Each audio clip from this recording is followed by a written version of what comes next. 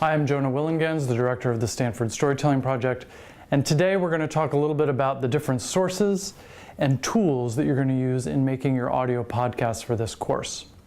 Last time we talked about the 3 principles of storytelling, and today we're going to talk about first the main ingredients that you're going to use. We're going to have 5 ingredients that are going to go into your audio podcast, and then also the main tool that you're going to use, a piece of software called Hindenburg.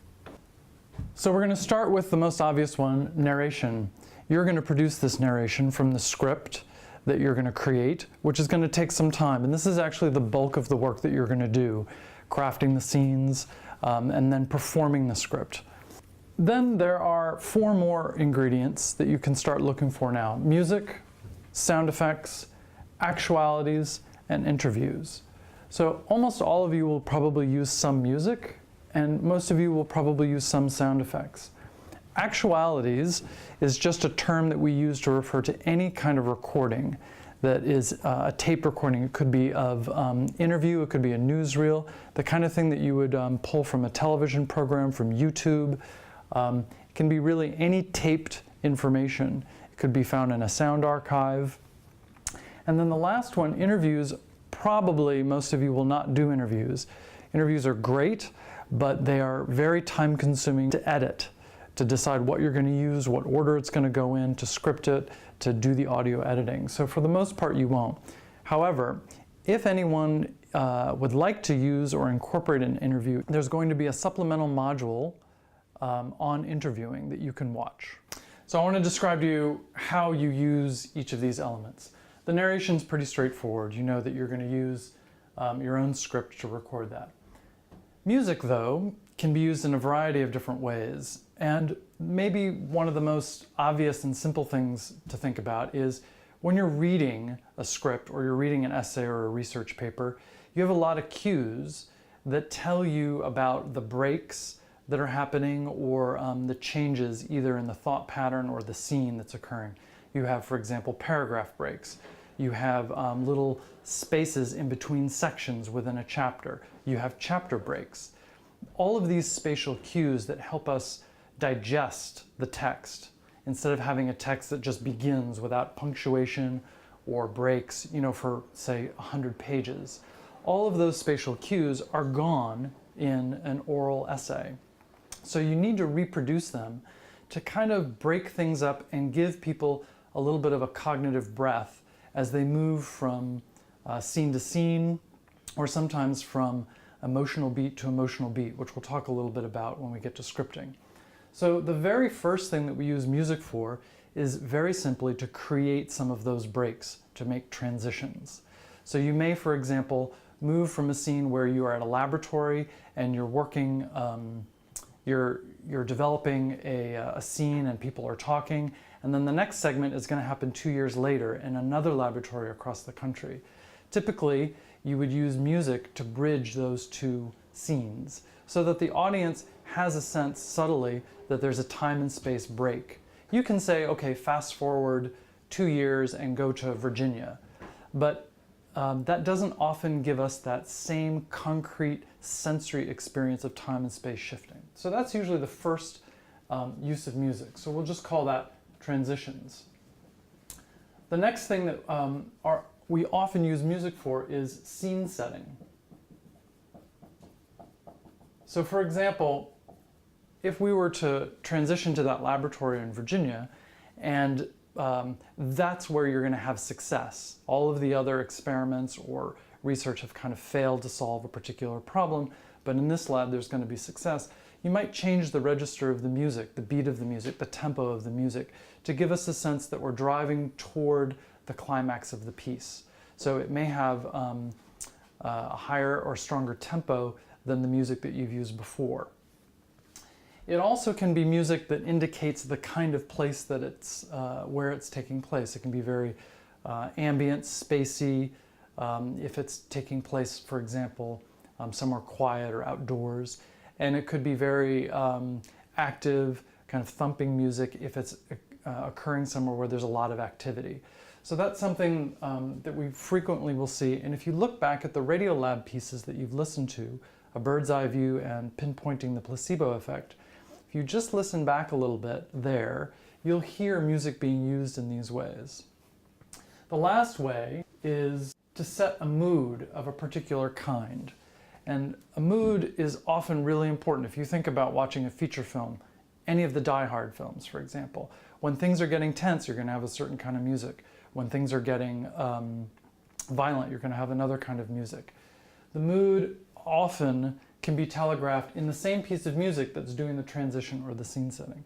So we'll get to more detailed information about this when we get to audio editing. But this is the main way that music is used, these three ways. Sound effects, which you've also heard in the Radiolab piece, both those pieces. You heard a lot of in the Alter G piece about the NASA research to replicate apparent gravity. You heard crickets at the beginning when someone was asleep. You heard an alarm go off. You heard splashing sounds all through that piece, lots and lots of sound effects. This is often used to dramatize action. So for example, somebody is going to be thrown into a bath, and you would hear that splash actually happen. So action is the first way sound effects are used. Second way is often to produce emotion. Just think about cartoons here. And actually in the Alter G piece as well, there's a few times where there's disappointment or there's elation, and there'll be a little sound effect to kind of indicate that. If you think of any kind of Saturday morning cartoon, same thing. As we'll talk about when we get to audio editing later, you want to be a little bit careful about using this too much because it can be distracting or undermine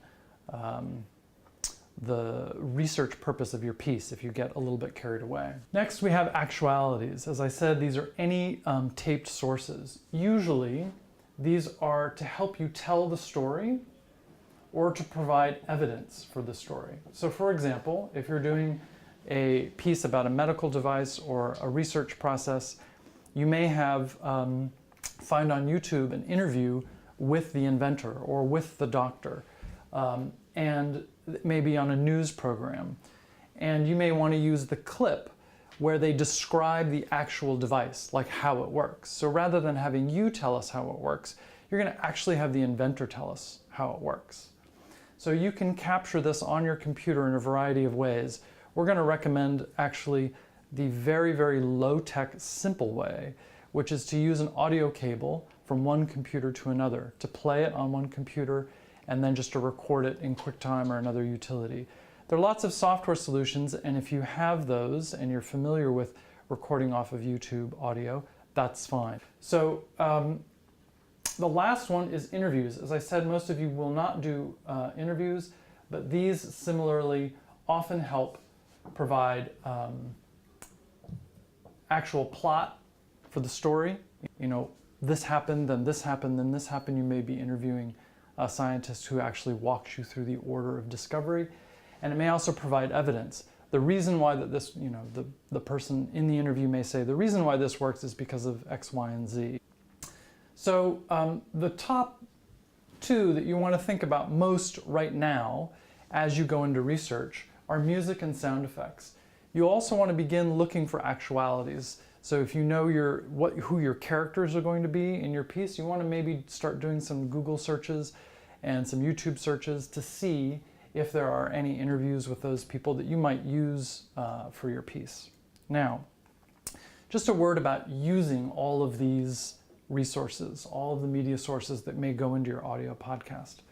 Generally speaking, you are doing a piece for educational use. And so you are protected in terms of copyright by fair use. So you can use your favorite Shin song or Madonna song or whatever you like.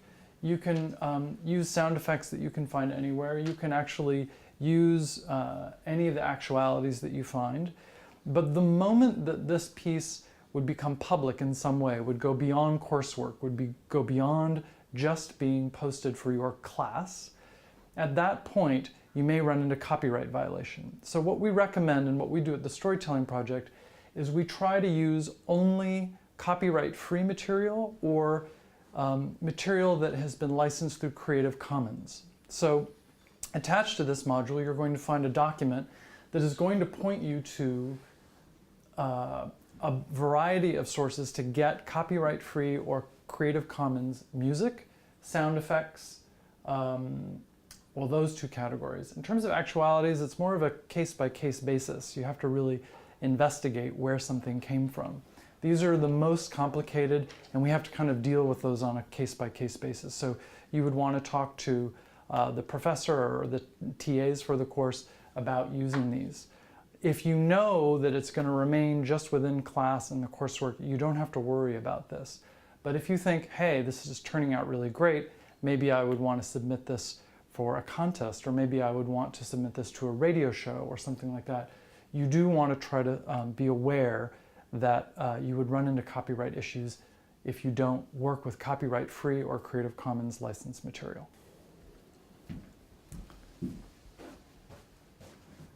Okay, so we've talked about the ingredients of a podcast, and you're now going to be able to look at the handout that's attached to this module that will give you all those resources I just described for music, for actualities, for sound effects.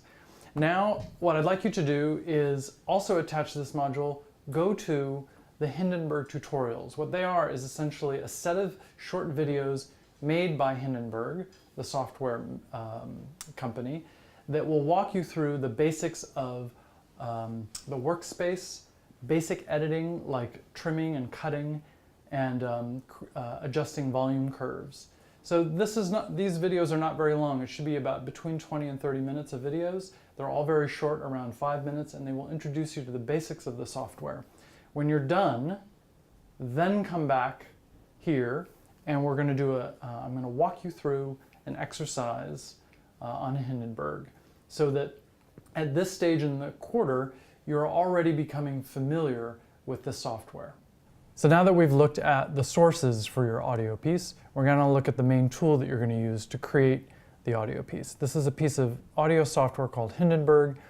It is very much like GarageBand or Audacity, which some of you may be familiar with, except that it's actually much simpler and easier to use. The learning curve is, as you hopefully have seen in the tutorial videos, pretty shallow. So right now what we're going to